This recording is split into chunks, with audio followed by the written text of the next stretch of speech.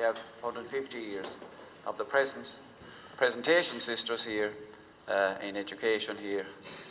So it's a time to commemorate, time to rejoice, and that's what we celebrate.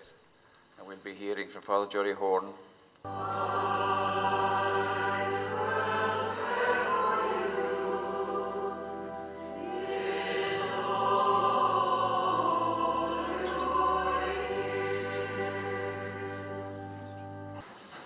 Good evening to you all.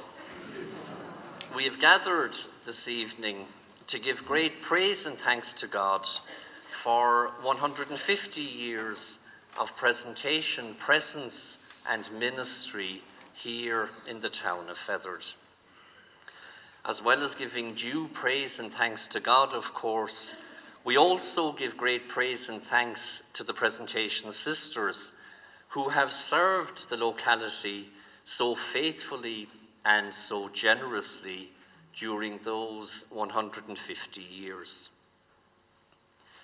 The sisters who originally arrived from Thurles on April 12th, 1862, were three in number: Sisters Agnes, Alphonsus, and De Pazzi.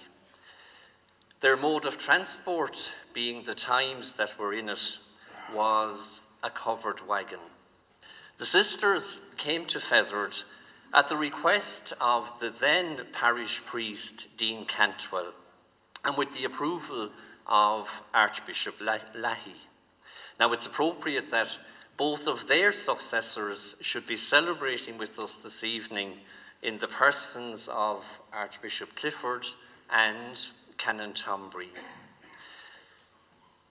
Just to place the thing in history as we would understand it, when the sisters first arrived here in Fethard, the GAA was still 22 years away from its foundation. And Tip's first all-out, much more significant than the sport, however, was the fact that when the sisters arrived, many of the local people were still suffering the awful effects of the Great Famine, which had occurred only 14 or 15 years before their arrival. It's difficult for us to appreciate nowadays, but coming to Fethard, even from Thurles in 1862, was a bit of a step into the unknown, and it was a step which required great faith and great courage and generosity. Most of the comforts and the conveniences which we now take so much for granted hadn't yet been invented when the sisters first came to the town. Even their noble and substantial convent, which now looks as if it's been part of the Fethard landscape forever, that didn't exist for the first 9 years of their being here. The site of the present convent and the site of the cemetery as well, both of those were purchased on New Year's Day in 1868 for the princely sum of £75, which is less than €100. And having acquired the site, the sisters spent another €4,850, or the equivalent thereof, to build their home, which they moved into for the first time in May 1871. Now, as well as being brave and generous, which the sisters certainly were, they were also obviously blessed with a very, very deep faith. And that was a faith which they needed, given all the many trials and tribulations which they faced in the early years of their time in Fethard. Nan O'Neill, their foundress, who, as we'll remember, was most deservedly voted Ireland's greatest ever woman in 2003. When the sisters arrived here, Nano still wasn't 80 years dead, and the sisters were very, very strongly imbued with her spirit and with her ethos. The charism of Nano Nagel, who founded the Presentation congregation, is built on four main pillars. Number one, a passion for those who are poor and for changing the social structures that keep them poor. Even on her deathbed, Nano was reminding the sisters of their main and primary obligation, which is always to be of service to the poor. Number two, then, great zeal and enthusiasm for the gospel. Nano said that she'd go anywhere in the world in the service of the gospel, which, of course, her sisters have since done. The third pillar, enormous courage.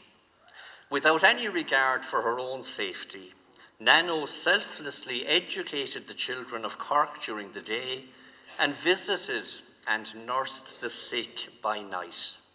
And it was as a result of these night nursing and caring that she became known as the Lady with the lantern still being the symbol of the Presentation congregation worldwide. And the fourth pillar then, sustaining Nano's ethos, absolute trust in divine providence. You'll see, Nano often said to the sisters, with God's help, everything works out well. With God's help, everything works out well. And so it is that any Presentation sister ministering anywhere in the world today is able to measure the validity of her work according to those four great pillars of Nano Nagel, the foundress.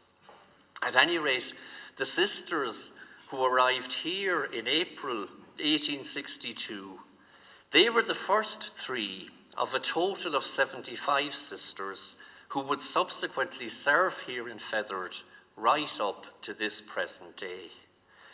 We remember each and every one of them with great gratitude this evening, those who are still with us and those who have gone before us to our heavenly home. We remember as well with great gratitude their many co-workers who also contributed so much to the Presentation project here in the town down through the years.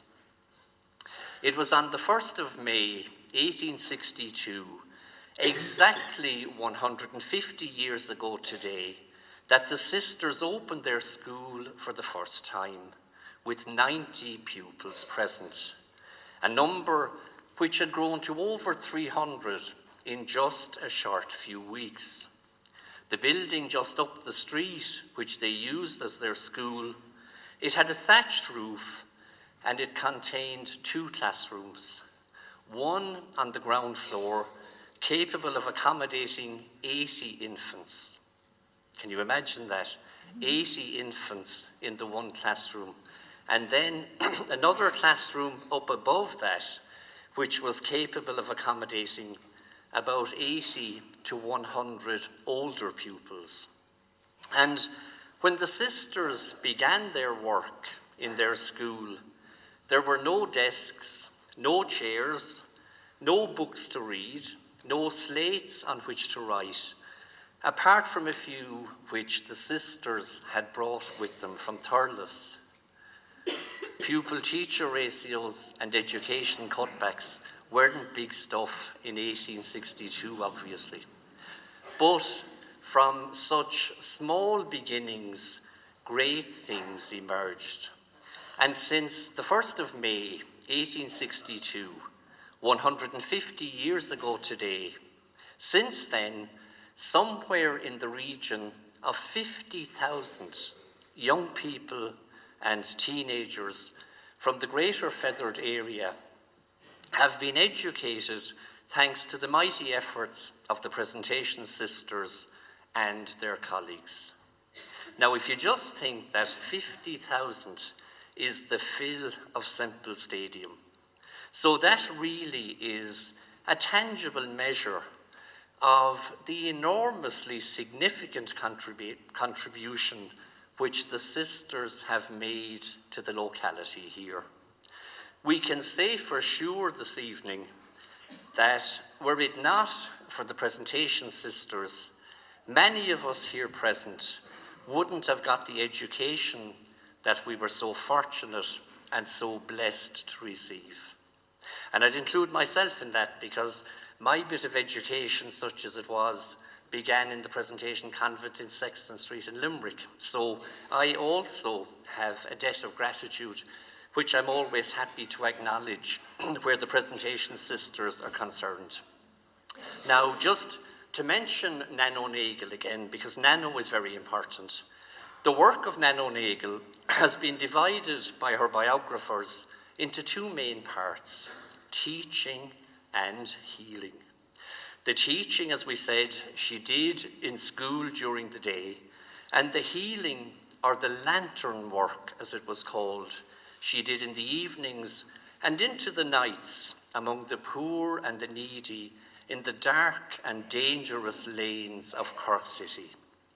The sisters of Fethard, too, have been extremely faithful to Nano and to their tradition in terms of their involvement in teaching and healing. Apart from providing the formal education for which they are rightly renowned, they have also undertaken many significant lantern initiatives in the town. Initiatives which in their time were new and radical and involved risk. And it's good for us to remember from this remove that much of the work which the sisters undertook here in the town, at the time it was undertaken, it was new and it was radical and it did involve risk. But always, whatever they did, all the works were founded in some real way on one or more of the four pillars of the ethos, which we mentioned earlier. They opened a laundry, for example, in June 1907 to provide employment for the people of Fethard. This laundry lasted for 70 years, and it was of major benefit to the people and to the locality. In 1975, they built 3 two-storey houses on convent property on the Rocklow Road, and this gave rise to the St. Bernard's Group homes. And from then until now, more than 300 young folk have benefited from that particular ministry of the sisters and their co-workers. They had a very strong involvement with the daycare centre in the earlier years of its existence, and they have always kept the needs of the foreign missions before us in all sorts of practical ways. In 1998, a couple of the sisters moved to Woodvale Walk, where they gave the younger folk great help with the homework in the evenings and provided courses and a listening ear for the adults throughout the day. It has been said that shares and profits in Barry's tea rose out of all proportion during the 8 years that the sisters spent in Woodvale Walk. Ordolin on the Killinall Road, where not so much tea was consumed, but that has also been an outreach of the community, as the sisters have sought to live out their ministry in close proximity to the people whom they serve. One of the most valuable ministries engaged in by the sisters down through the years has been the outstanding hospitality and generosity which they have shown to the procession of callers who constantly find their way to the door of the convent. No caller ever goes away without being fed either physically or spiritually, or oftentimes both. And that includes parish priest, curate, and the odd wandering Augustinian from time to time. So we also have much to be grateful for where the sisters are concerned. The sisters, down through the years, they were possessed of great, what you might call, practicality. You may have seen recently that during the War of Independence, they wrote a letter to the British Army, who were then billeted above in the barracks, asking if they would help them to get rid of some troublesome crows and jackdaws that were doing damage in the convent garden, and also eating the chicken feed that was left out for the hens.